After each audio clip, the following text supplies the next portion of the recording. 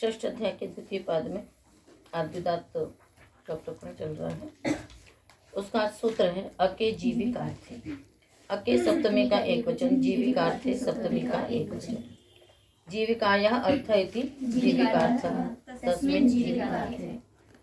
ठीक है ना। तो जीविका के लिए मतलब जीविकायाः अर्थ मतलब जीविका के लिए ये अर्थ होगा जीविकार्थ वाचिनी समासे। जीविकार्थ वाचिनी समासे अक प्रत्ययान्ते शब्दे उत्तरपदे पूर्वपदम आद्युदात्तम भवति। कहते हैं जीविकार्थ वाची समासो और अक प्रत्ययान्त शब्द उत्तर पद में हो तो पूर्व पद को आद्युदात्त होगा। तो नित्यम क्रीडा जीविका से समास होता है ना। उदाहरण है दंत लेखकः, नख लेखकः, अवस्कर शोधकः, रमणीय कारकः। तो दांत पर लिख करके जो हाथी के दांतों पे जो कलाकृति करते हैं ना, है ना, उसके द्वारा जो अपनी जीविका यापन करता है तो वो हो गया दंत लेखकः। नख लेखकः, है ना, नाखूनों पर आकृति बना करके जो अपनी जीविका मतलब इस प्रकार की कला से जो अपनी आकृति जीविका चलाए। अवस्कर शोधकः, है ना, कोड़े इत्यादि को स्वच्छ करने वाला, ये भी एक जीविका ही है। रमणीय कारकः, किसी चीज को सुंदर बनाना, है ना, प्राकृतिक दृश्यों को बनाना, तो ये क्या हो गया रमणीय कारकः। तो ये सब जीविकार्थवाची समास है। नित्यम क्रीडा जीविका से समास होता है और सब में अक प्रत्यय हुआ है, अक प्रत्यय निर्वयन होल प्रत्यय हुआ है, तो इससे पूर्व पद को आद्युदात्त हो गया। तो क्या होगा स्वर तस्वरित शेष एक श्रुति, प्रक्रिया वही रहेगी। प्राचाम क्रीडायाम, प्राचाम षष्ठी का बहुवचन, क्रीडायाम सप्तमी का एक वचन।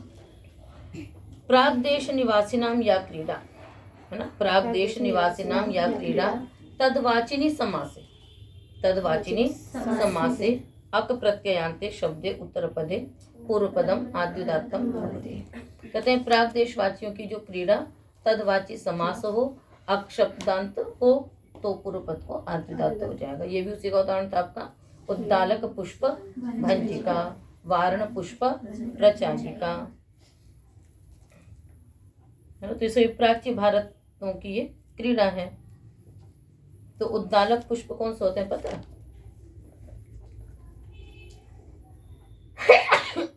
लसोड़े का फूल देखा है तुम लोगों ने? लसोड़ा देखा है? नहीं।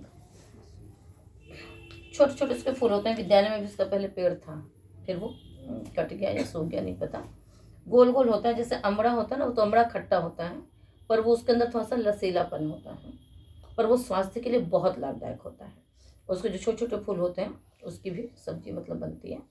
कभी पचमेला अचार जैसे होता है ना, उसमें गोल गोल एक होता है, थोड़ा बड़ा बड़ा सा गोल गोल रहता है, वो लसोड़ा ही होता है।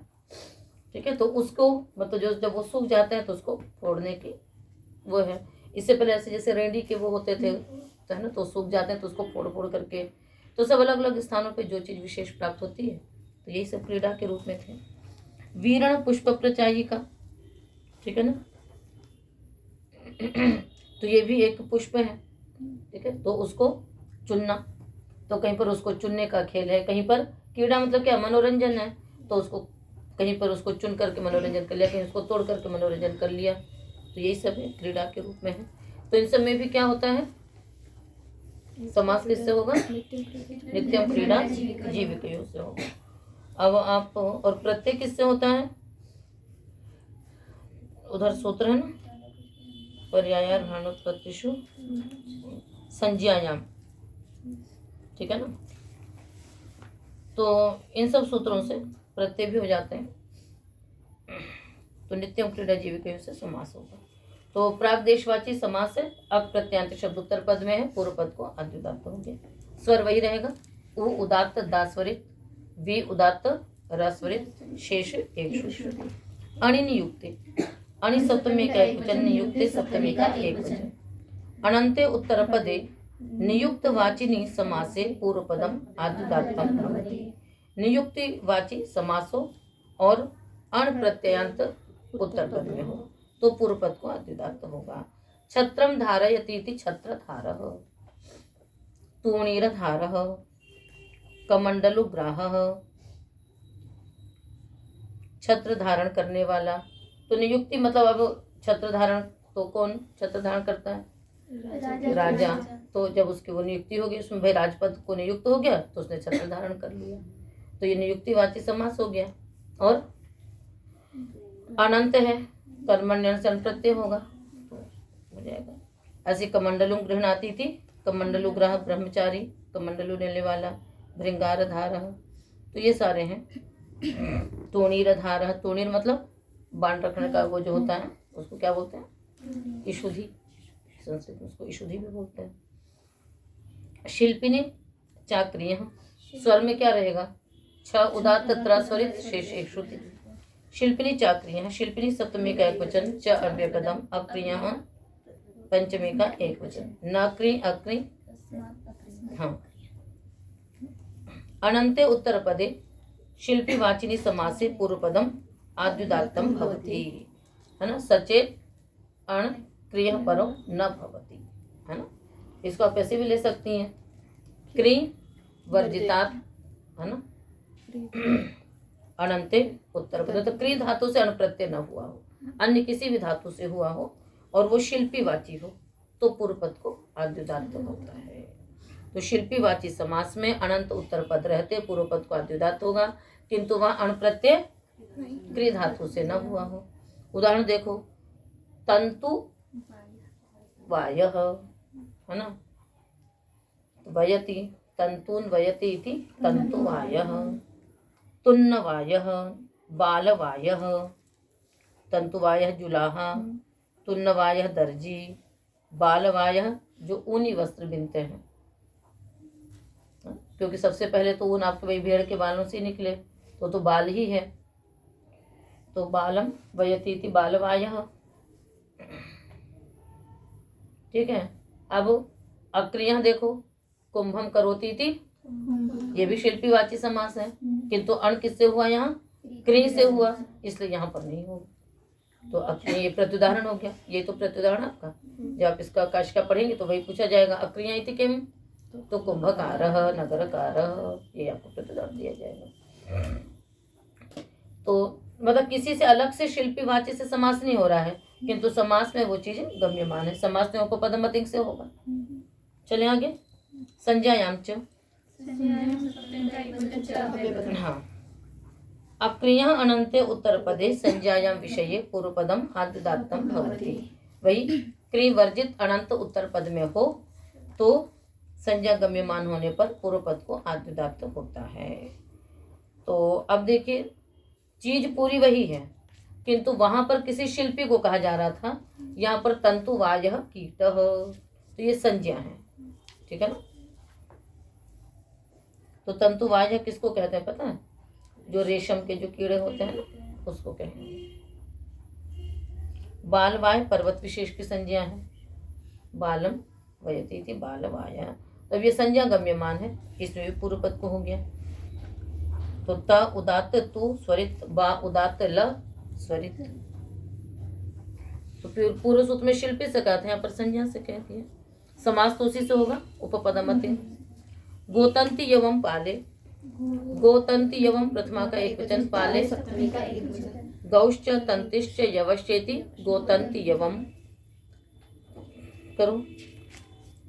गोतंती यव इत्येतानि पूर्वपदानि आद्युदात्तानि भवन्ति। पाले उत्तर पदे, पाल शब्द उत्तर पद में हो तो गो तंती पाल, गो तंती यव पूर्व पद में आद्युदात्त होता है। गोह पाल, गाम पालयति इति गोपालः, तो गो उदात्त, पाल का पा स्वरित, तंती, है ना। तो गोपाल तो केवल ग्वाले को कह दिया, और तंतीपाल किसको कहेगा पता है? जो राज्य की गौवें होती है ना, राज्य की गौवों का जो पूरा झुंड, उसको, उसका जो पाल मतलब उसकी जो रक्षा करने वाले हैं, तो तंतिम पालयति इति तंतीपालः। तो तनु विस्तारे धातु से तंती शब्द बनी आपका। तंती मतलब विस्तृत समुदाय, विस्तृत झुंड, तो जो राज्यों की जो गौवें होंगी तो ज्यादा मात्रा में होंगी, तो उनका पालन करने वाले। और यवपालः जौ की रखवाली करने वाला, यवम पालयति इति यवपालः, अण प्रत्ययांत शब्द है सब। ऋणी सप्तमी का एक वचन निनंते उत्तर पदे पूर्व पदम आद्युदात्तम भवति। निनि प्रत्यंत शब्द उत्तर पद में हो तो पूर्व पद को आद्युदात्त होगा। फलहारी पर्णहारी, फलम हरतीति फलहारी, पर्णम हरतीति पर्णहारी।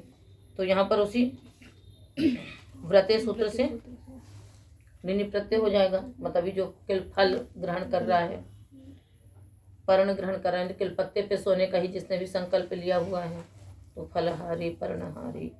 तो निनि प्रत्यांत शब्द उत्तर पद में है, फिर क्या हो जाएगा, फ को उदात्त अगला वर्ण स्वरित हो जाएगा। उपमानम शब्दार्थ प्रकृतावेव, उपमानम प्रथमा का एक वचन, शब्दार्थ प्रकृतौ प्रथमा का द्विवचन, शब्दार्थ प्रकृतौ सप्तमी का अनेक एव अव्यवहारम। शब्दः अर्थः यस्या सा शब्दार्थः, शब्दार्थः प्रकृतिः यस्य स शब्दार्थ प्रकृति तस्मिन् शब्दार्थ प्रकृतौ। फिर से करिए, शब्दः अर्थः यस्याः, शब्द अर्थ है जिसका, जिसका किसका, जिस प्रकृति का।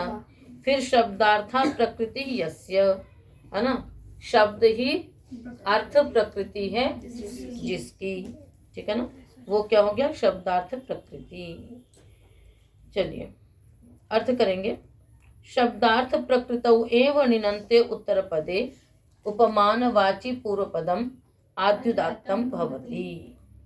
शब्दार्थ प्रकृतौ एव निनन्ते उत्तर पदे, ठीक है, ऐसा निनि प्रत्ययांत शब्द उत्तर पद में हो जिसकी प्रकृति क्या होनी चाहिए, शब्द, शब्द अर्थ वाली धातु होनी चाहिए, ठीक है।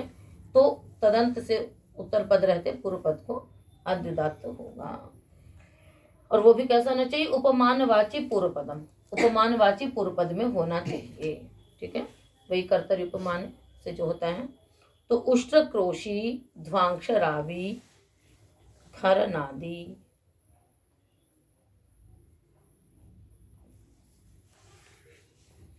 यानी शब्द अर्थ वाली प्रकृति है जिसकी, प्रकृति कौन, धातु, मतलब निनि प्रत्ययांत की प्रकृति क्या होनी चाहिए, शब्द अर्थ वाली होनी चाहिए। निनि प्रत्यय जिससे हुआ वो शब्दार्थक धातु होना चाहिए। तो उष्ट्र इव क्रोशति, है ना, ऊंट के समान जो चिल्लाए वो क्या हो गया, तो उष्ट्र शब्द उपमानवाची हो गया, क्रुश शब्दार्थ प्रकृति, निनंत उत्तर पद है। तो उष्ट्र क्रोशी समास तो वही होगा, उपपदमतिंग से ही होगा सब में, और कर्तरी उपमाने से निनि प्रत्यय होगा, ठीक है ना, उपमानवाची उत्तर ये उपपद रहते हो जाएगा। ऐसे ध्वांश इव रौति इति ध्वांश रावी, ध्वांश मने कौवा, कौवे के समान जो शब्द करे ध्वांश रावी। खरन आदि, खर मतलब गधा, गधा, ये तो गधे के समान जो चिल्लाए। तो ये सभी क्या है आपके जो निनंत है वो सभी शब्दार्थ प्रकृति वाले हैं, ठीक है ना। गुरु शब्दे भी शब्दार्थ प्रकृति है, कृशाह्वाने रोदने च भी, और नद अव्यक्ते शब्दे भी, सभी की प्रकृति क्या है आपके, शब्दार्थ प्रकृति है। पूर्व पद को आद्युदात्त हो गया, तो उ उदात्त ट्रस्वरित, ध्वा उदात्त क्षस्वरित, ख उदात्त रस्वरित, शेष को एक शुद्धि। युक्तारोह्यादयश्च, युक्तारोह्यादयः प्रथमा का बहुवचन च अव्यक्तम। युक्तारोही आदि येषां ते युक्तारोह्यादयः तेभ्यः, नहीं बस युक्तारोह्यादयः हो गया, आगे चलिए। युक्तारोह्यादयः समासाः आद्युदात्ताः भवन्ति। युक्तारोही इत्यादि आकृति गण है तो उसमें जितने भी शब्द होंगे वो सब क्या होंगे, आद्युदात्त होंगे। तो युक्तारोही, आगत रोही, आगत योधी, सम्मिलिनी से ही आद्युदात्त सिद्ध था। तो ये क्या हो गया, ये नियमार्थ है कि इसमें युक्त इत्यादि पूर्व पद में होने चाहिए और आरोही इत्यादि उत्तर पद में होने चाहिए। मतलब जो शब्द जैसा पढ़ दिया गया उसी के पूर्व पद रहते, उसी के उत्तर पद रहते ही आद्युदात्त होगा। यदि आरोही शब्द कुछ और उत्तर पद रहते हो जाएगा तो आद्युदात्त नहीं होगा। इस कारण से विपरीत होने पर समासस्य से अंतोदात्त होगा। विपरीत मतलब युक्त की जगह कोई और शब्द आ गया, आरोही की जगह कुछ और आ गया तो नहीं। युक्तारोही इत्यादि में जैसे जैसे पढ़े गए हैं वैसे वैसे ही कार्य होगा। तो युक्तारोही, आगत रोही, तो युक्तम आरोहति इति युक्तारोही। इस प्रकार से आगतम युद्ध, जो आया उससे युद्ध करने वाला, है, तो इस प्रकार से बनेगा। दीर्घकाश तुष भ्राष्ट्रवटम जे, दीर्घकाश तुष भ्राष्ट्रवटम प्रथमा का एक वचन, जे सप्तमी का एक वचन। दीर्घंच काशश्च तुषश्च भ्राष्ट्रंच वटरश्च इति दीर्घकाश तुष भ्राष्ट्रवटम। चलिए, दीर्घांतम पूर्वपदम काश तुष भ्राष्ट्रवट इत्येतानि च पूर्वपदानि जे शब्दे उत्तरपदे आदिदातानि भवन्ति। ज उत्तरपद में हो और दीर्घ शब्द हो कोई, अथवा काश तुष भ्राष्ट्र वट ये शब्द पूर्व पद में हो तो आदिदात होंगे। दीर्घ का जैसे कुटीजः, तो कुट्याम जायते इति कुटीजः, शम्याम जायते इति शमीजः, कुटी में उत्पन्न होने वाला। तो सप्तम्याम जनेड़ा से डा प्रत्यय हुआ, तिभा का लोप ज बन गया। बस यही ज शब्द उत्तर पद में हो और पूर्व पद में दीर्घांत काश तुष भ्राष्ट्र इत्यादि हो। काशे जायते इति तुषे जाता इति तुषजः, भ्राष्ट्रे जाता इति और वटे जाता इति वटजः। भ्राष्ट्र जानते ही हो, काश सरकंडे में उत्पन्न होने वाला, शमीजः शमी वृक्ष में उत्पन्न होने वाला, तुषजः भूसी में उत्पन्न होने वाला, भाड़ में उत्पन्न होने वाला, और वट मतलब बरगद के वृक्ष में उत्पन्न होने वाला। उत्पन्न होने वाला, उत्पन्न हुआ, जो भी चीजें होंगी उसमें हो जाएगा। ये उसका अपवाद है, गतिकारक उपपदात्कृत, क्योंकि कृदंत उत्तर पद हो गया तो ये सब उसी के अपवाद चल रहा है। अंत्यात् पूर्वम बहुवचः, अंत्यात् पंचमी का एक वचन, पूर्वम प्रथमा का एक वचन, बहुवचः पंचमी का एक वचन। बहवः अचः यस्मिन् स बहुवच तस्य बहुवचः, तस्य नहीं तस्य होगा। यहाँ पंचमी विभक्त वो थोड़ा कर रहे हैं, प्रत्यय उत्पन्न थोड़ा कर रहा है, इसलिए हो जाएगा। चलें आगे। जे उत्तर पदे बहुवचः पूर्व पदस्य अंत्यात् पूर्वम उदात्तम भवति। क्या अर्थ हुआ? ज शब्दे उत्तर पदे बहुवचः शब्दस्य अंत्यात् पूर्वम उदात्तो भवति। ठीक है ना? जैसे ज उत्तर पद में हो और पूरा शब्द बहुवच हो तो अंत्य से पूर्व को उदात्त होगा। जैसे उपसर, ज उत्तर पद रहते जो उपसर शब्द वो बहुवच है। कुटीजा इत्यादि में क्या था? द्व्यच था, बहुवच नहीं था। और अब जो क्या है, ज उत्तर पद रहते जो बहुवच, उसमें अंत्य से पूर्व को उदात्त होगा। तो किसको उदात्त हो जाएगा? स को उदात्त हो जाएगा।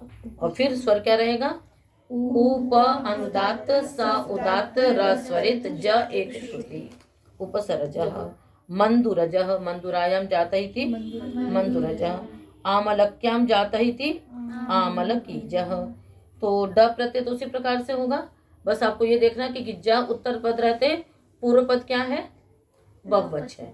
ठीक है, अब उसमें अंत्य से पूर्व को उदात्त हो जाएगा।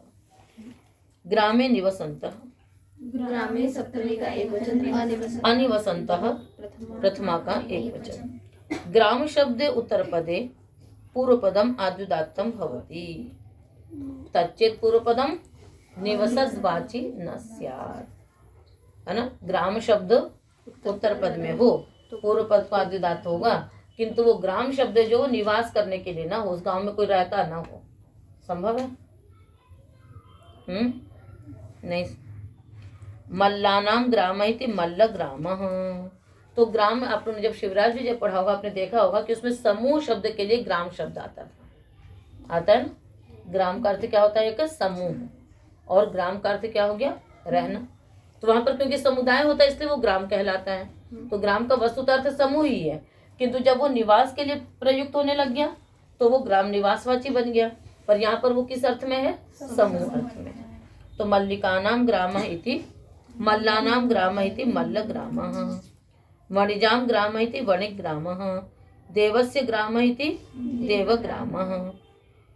तो समूह अर्थ भी है, स्वामी अर्थ भी है, किंतु निवासी अर्थ नहीं है ना? उनका निवास स्थान ये अर्थ नहीं है, अपितु उनका ये स्वामी है, उसका ये समूह है। तो यहाँ पर इन अर्थों में है, किंतु निवास करने अर्थ में नहीं है। स्वर क्या हो जाएगा? माँ उदात्त ल स्वरित ग्राम एक श्रुति। सब जगह हो गया? समझ में आ गया? घोषादिषु च घोषादिषु सप्तमी का बहुवचन च अव्ययपदम्। हाँ, घोषादेशान्ते घोषादयः घोषादिषु घोषादिषु उत्तरपदेषु पूर्वपदम आद्युदात्तम भवति। घोषादि शब्द उत्तर पद में हो तो पूर्व पद को आद्युदात्त होगा। दाक्षिणाम घोष इति दाक्षिकटः दाक्षिहृदः, तो दा उदात्त क्षी स्वरित। इतना सरल द्वितीय पद होगा नहीं सोचा था ना आप लोगों ने। बस केवल पूर्व पद का जो रहता है वहीं तक थोड़ा है, बाकी तो फिर सरल ही है। छात्रादयः शालायाम, प्रथमा का बहुवचन शालायाम सप्तमी का एकवचन। शालायाम उत्तरपदे छात्रादयः शब्दाः पूर्वपदम आद्युदात्ताः भवन्ति। शाला शब्द उत्तर पद में हो तो छात्र इत्यादि शब्द पूर्व पद में हो वो आद्युदात्त हो जाते हैं। तो छात्रीणाम शाला इति छात्री शाला, पैलीनाम शाला इति पैली शाला, भांडी शाला, व्याडी शाला, आपिशली शाला। किसी के भी शाला या वो जब जो छात्र इत्यादि छात्र आदि गण में जो पढ़ दिए गए उनको आद्युदात्त हो जाएगा। षष्ठी तत्पुरुष समास है, सब में समास क्या है। और अब इसीलिए मतलब अब ये क्या हो गया, भाष्य में आएगा कि पदेशु पदई का देशान, मतलब पूरे पद के एक देश का प्रयोग हो जाता है। तो पाठशाला, दाक्षीशाला, आपिशलीशाला इतना तक कोई नहीं बोलेगा तो उसके एक देश का प्रयोग कर लिया, शाला। शाला मने घर। जैसे देवदत्त को देव, देवदत्त को दत्त है, कन्याओं में भी करते हैं कि नहीं करते हैं। मान लीजिए क्या नाम, जैसे विद्योत्तमा तो विद्या विद्या बोल देते हैं। तो पूरे पद का एक देश अवयव प्रयुक्त होता है, तो इसलिए शाला शब्द जो है वो हो गया। वस्तुतः ये सारे शब्द मतलब उनकी शाला, मतलब उन आचार्य के नाम से वो गुरुकुल या वो शाला वो प्रसिद्ध है। अब वो केवल फिर शाला शाला ले लिया और उस रूप में वो प्रसिद्धि हो गई। प्रस्थे वृद्ध मकरक्यादीनाम, प्रस्थे सप्तमी का एक वचन, अवृद्ध मकरक्यादीनाम षष्ठी का बहुवचन। वृद्धश्च आगे करकी च है ना, करकी आद पर ऐसे लो, न वृद्धम अवृद्धम, करकी आदिर येषां ते करक्यादयः, न करक्यादयः अकरक्यादयः तेषाम। हाँ, अवृद्धम अलग निकलेगा ना। प्रस्थे सप्तमी का एक वचन है, अवृद्धम प्रथमा का एक वचन है, अकरक्यादीनाम षष्ठी का बहुवचन है। ठीक है, तो न वृद्धम अवृद्धम अलग हो गया, करकी आदिर येषां ते करक्यादयः, न करक्यादयः अकरक्यादयः तेषाम अकरक्यादीनाम। अर्थ करेंगे प्रस्थ शब्दे उत्तर पदे, ठीक है ना, करक्यादि वर्जितम अवृद्धम पूर्व पदम, करक्यादि वर्जितम अवृद्धम पूर्व पदम आद्युदात्तम भवति। कहते प्रस्थ शब्द उत्तर पद में हो और अवृद्ध करक्यादि पूर्व पद में हो, मतलब करकी इत्यादियों को छोड़ करके जो अवृद्ध संज्ञक शब्द, पहले तो करकी इत्यादियों को छोड़ेंगे, उसके अतिरिक्त जो वृद्ध संज्ञक नहीं है उनको भी छोड़ेंगे, तब जाकर के क्या होगा, वृद्ध संज्ञक है उनको छोड़ेंगे, पूर्व पद को आद्युदात्त होगा। तो इंद्र से प्रस्थ इति इंद्रप्रस्थ, कुंडप्रस्थ, हृदप्रस्थ, सुवर्णप्रस्थ। तो दो चीजें हो गई, करक्यादिगण पठित शब्दों को छोड़ेंगे और वृद्ध संज्ञक शब्दों को छोड़ेंगे। ठीक है, प्रस्थ शब्द उत्तर पद में होगा तो पूर्व पद को आद्युदात्त होगा। तो इंद्र की वृद्ध संज्ञा तो होगी नहीं, तो इंद्रप्रस्थ, कुंडप्रस्थ, हृदप्रस्थ, सुवर्णप्रस्थ, ये सारी चीजें। तो इन दोनों को एक साथ भी लगा सकते थे, पर वही विचित्रा ही सूत्र से कृति ही पाणिनि है, पाणिनि की कृति विचित्र है। मालादीनाम च, मालादीनाम षष्ठी का बहुवचन, मालादिरेषां ते मालादयः तेषां मालादीनाम। प्रस्थ शब्द उत्तर पदे मालादीनाम पूर्व पदम आद्युदात्तम भवति।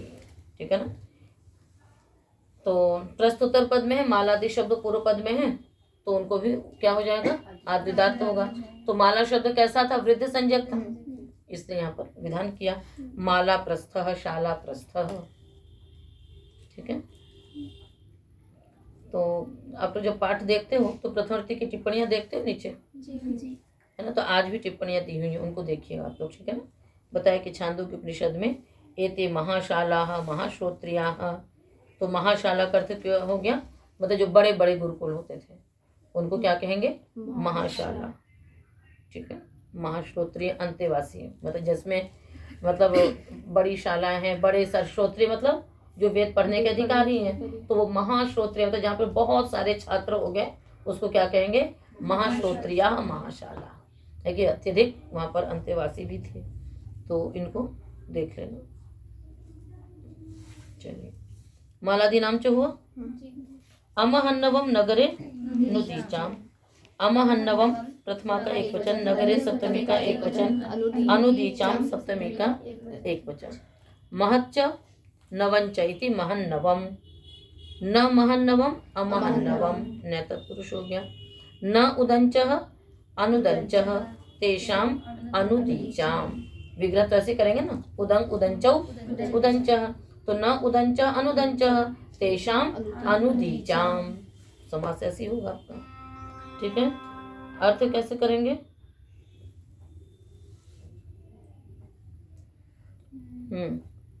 अर्थ करो। नगर शब्द उत्तर पदे है ना, महन्नवम वर्जयित्वा पूर्व पदम आद्युदात्तम भवति, ठीक है। तच्चेत वही अनुदीचाम, तच्चेत नगरम उदीचाम न भवति। नगर शब्द उत्तर पदे है ना, महन्नवम वर्जयित्वा पूर्व पदम आद्युदात्तम भवति, तच्चेत नगरम उदीचाम न भवति। कहते नगर शब्द उत्तर पद में हो तो महत और नव शब्द को छोड़ करके कुछ भी होगा वो आद्युदात हो जाएगा, किंतु वो नगर उदिच देशों का नहीं होना चाहिए। उदाहरण जैसे सुह्म नगरम, सुह्मानाम नगरम इति सुह्म नगरम। यहाँ पर महत शब्द ये हो सकता है ना, महानगर। यहाँ पर नगर शब्द उत्तर पद में किंतु महत है। नव नगरम नया नगर, तो इनको छोड़ करके होगा। पुंड्र नगरम,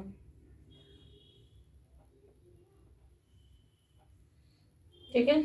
स्वर क्या रहेगा? सु उदात्त हमा स्वरित, पु उदात्त ड्र स्वरित, शेष एक श्रुति। अर्मे चावरणम द्व्यच त्र्यच। अर्मे सप्तमी का एक वचन, च व्यपदम अवर्णम प्रथमा का एक वचन, द्व्यच प्रथमा का एक वचन, त्र्यच प्रथमा का एक वचन। द्वौ अचौ यस्मिन् स द्व्यच, द्वौ अचौ यस्मिन् स द्व्यच, त्रयः अचः यस्मिन् स त्र्यच। बहुव्रीहि समास हो गया।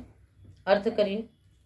अर्म शब्दे उत्तर पदे द्व्यच त्र्यच अवर्णांतम महत् नव वर्जितम पूर्व पदम आद्युदात्तम भवति, ठीक है। अर्म शब्दे उत्तर पदे, अर्म शब्द उत्तर पद में हो और पूर्व पद में द्व्यच त्र्यच अवर्णांत शब्द हो, उनमें भी महत् और नव शब्द न हो, तो पूर्व पद को आद्युदात्त होता है। जैसे द्व्यच का है दत्तार्मम,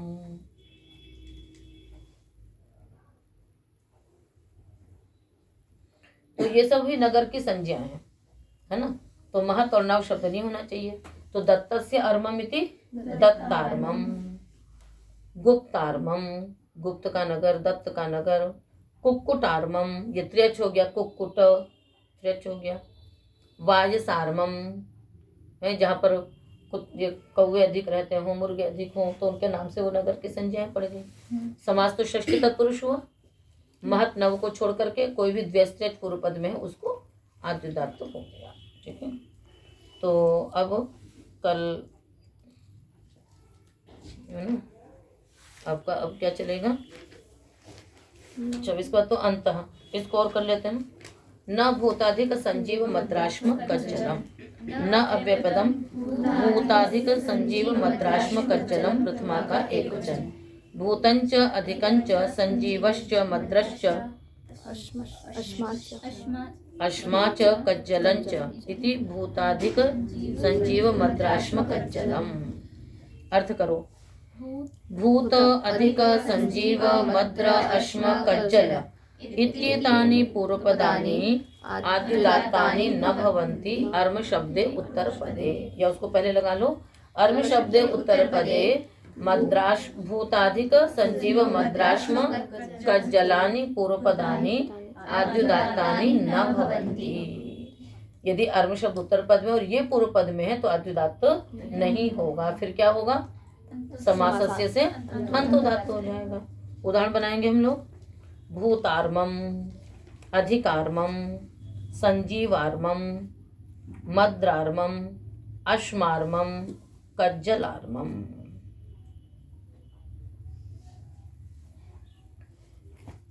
तो ये सभी उदाहरण जो है वो सब नगर विशेष की संज्ञाएं हैं। ठीक है, तो इनमें पूर्व पद को आद्युदात्त नहीं होगा।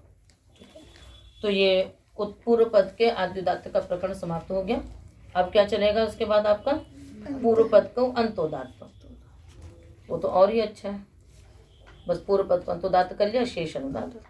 अब तो न उदात्त अनुदात्त से स्वरिता की आवश्यकता है और न ही स्वरिता संगीता या मनोदात्ता नाम की आवश्यकता है। बस केवल अंत को उदात्त किया, शेष अनुदात्तम पद में केवल जब उत्तर पद को अंतोदात्त किया फिर। ठीक है ना, तो चलिए ठीक है।